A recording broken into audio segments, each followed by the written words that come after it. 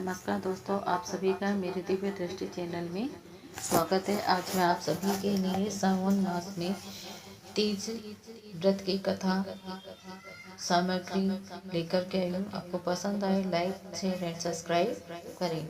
तीज यानी तृतीया तिथि। वैसे तो साल में 4 बार बड़ी तीज आती है, लेकिन उन सभी में 3 तीज यानी हरियाली तीज, कजरी तीज और हरतालिका तीज सबसे बड़ी मानी गई है।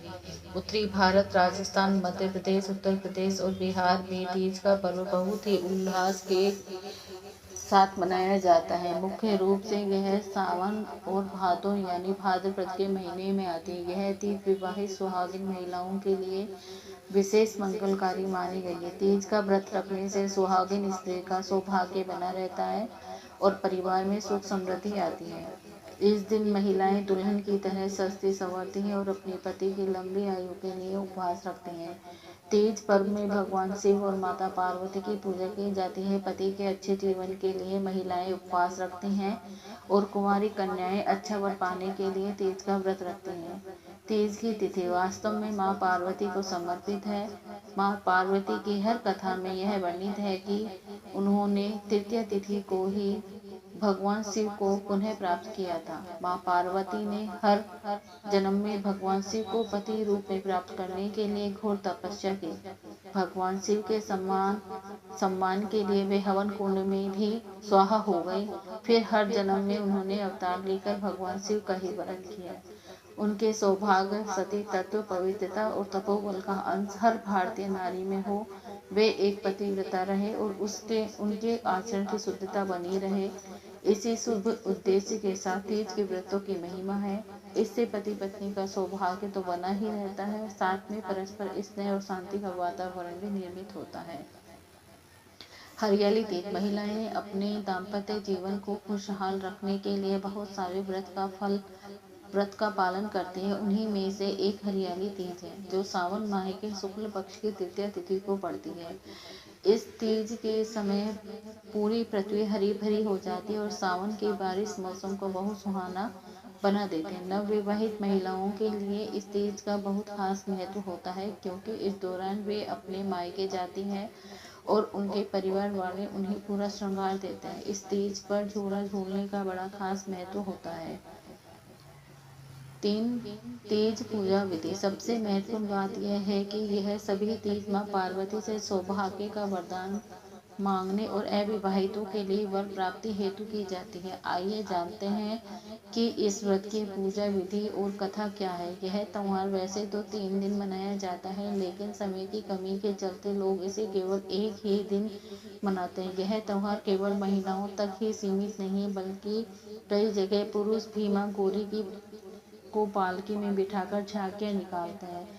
इस दिन सुहागन महिलाएं सुबह नहाकर अपने मायके से आए सिंधारा यानी साड़ियां और श्रृंगार के सामान का उपभोग कर सजती संवरती है। तैयार होने के बाद शुभ मुहूर्त में पूजा करने के स्थान पर माता पार्वती और भगवान शिव के साथ गणेश भगवान की प्रतिमा स्थापित करें। सबसे पहले गणेश जी की पूजा करें। इसके बाद माता पार्वती को 16 श्रृंगार की सामग्री के साथ साड़ी, अक्षत, दीप, धूप, गंध आदि अर्पित करें। उसके बाद भगवान शिव को भांग, धतूरा, श्वेत फूल, बेलपत्र, धूप और गंध आदि अर्पित करें। इसके बाद हरियाली तीज की कथा और आरती करें। अंत में सभी भक्तजनों में प्रसाद और पंचामृत का वितरण करें।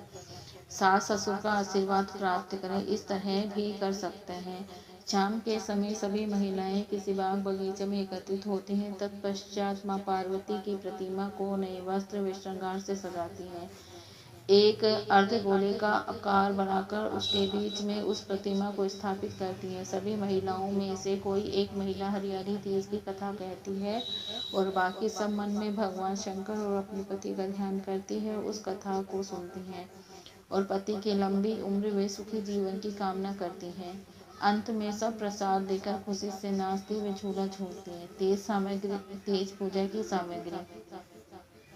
हरियाली तीज व्रत में शुद्ध मिट्टी प्रतिमा बनाने के लिए पीले रंग का कपड़ा, केले के पत्ते, बेलपत्र, शमी के पत्ते, धतूरा, आका के पत्ते, तुलसी, श्रीफल, कलश, अबीर, चंदन, तेल और घी, कपूर, जनेऊ, धागा, जटा, नारियल, चुनरी और साड़ी होना आवश्यक है। इसके अलावा माता पार्वती के श्रृंगार में चूड़ियाँ, महावर, नथ, कुमकुम, सिंदूर, बिंदी, मेहंदी, बछुआ, कंघी, नेल पॉलिश आदि सामग्री चाहिए होती है।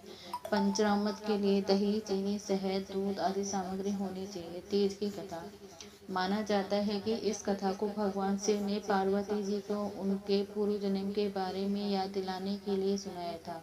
कथा कुछ इस प्रकार है। भगवान शिव माता पार्वती से कहते हैं कि हे देवी, तुमने मुझे अपने पति के रूप में पाने के लिए 107 बार जन्म लिया, परंतु फिर भी तुम मुझे अपने पति के रूप में ना पा सके। इसके बाद 108वीं बार तुमने पर्वतराज हिमालय के घर में जन्म लिया और मुझे पाने के लिए कठिन तपस्या की, और उस दौरान तुमने अन्न जल त्याग कर सूखे पत्ते चबाकर दिन व्यतीत किया था। मौसम की परवाह किए बिना तुमने निरंतर तप किया।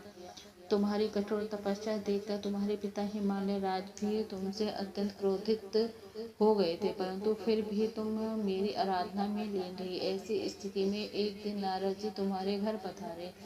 जब तुम्हारे पिता ने उनसे आगमन का कारण पूछा तो नारद जी बोले कि हे गिरिराज, मैं भगवान विष्णु के भेजने पर यहाँ आया हूँ। आपकी कन्या की घोर तपस्या से प्रसन्न होकर वह उससे विवाह करना चाहते हैं। इस बारे में मैं आपकी राय जानना चाहता हूँ। नारद जी की बात सुनकर पर्वतराज अति प्रसन्नता के साथ बोले, हे नारद जी, यह यदि स्वयं भगवान विष्णु मेरी कन्या से विवाह करना चाहते हैं तो इससे बड़ी कोई बात नहीं हो सकती। मैं इस विवाह के लिए तैयार हूँ।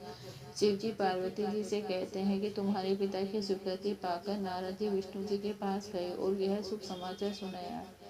लेकिन जब तुम्हें इस विवाह के बारे में पता चला तो तुम्हें बहुत दुख हुआ। तुम मुझे यानी कैलाशपति शिव को मन से अपना पति मान चुकी थी।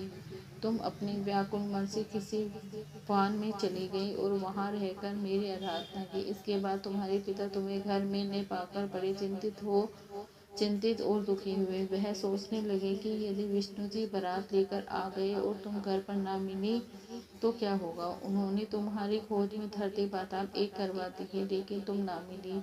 तुम वन में एक गुफा के भीतर मेरी आराधना में लीन थी। भाद्रपद तृतीया शुक्ल को तुमने रेत से एक शिवलिंग का निर्माण कर मेरी आराधना की, जिससे प्रसन्न होकर मैंने तुम्हारी मनोकामना पूर्ण की। इसके बाद तुमने अपने पिता से कहा कि पिताजी, मैंने अपने जीवन का लंबा समय भगवान शिव की तपस्या में बिताया और भगवान शिव ने मेरी तपस्या से प्रसन्न होकर मुझे स्वीकार भी कर लिया है। अब मैं आपके साथ एक ही शर्त पर चलूंगी कि आप मेरा विवाह भगवान शिव के साथ ही करेंगे। पर्वतराज ने तुम्हारी इच्छा स्वीकार कर ली और तुम्हें घर वापस ले गए। कुछ समय बाद उन्होंने पूरे विधि विधान के साथ हमारा विवाह किया। भगवान शिव ने इसके बाद बताया कि हे पार्वती, भाद्रपद शुक्ल तृतीया को तुमने मेरी आराधना करके जो व्रत किया था, उसी के परिणाम स्वरूप हम दोनों का विवाह संभव हो सका। इस व्रत का महत्व यह है कि मैं इस व्रत को पूर्ण निष्ठा से करने वाली प्रत्येक स्त्री को मन वांछित फल देता हूँ। भगवान शिव ने पार्वती जी से कहा कि इस व्रत को जो भी स्त्री पूर्ण श्रद्धा से करेगी उसे तुम्हारी तरह अचल सुहाग प्राप्त होगा। कथा कहने के बाद गणपति भगवान शंकर व माँ गौरी की चालीसा और आरती जरूर करनी चाहिए।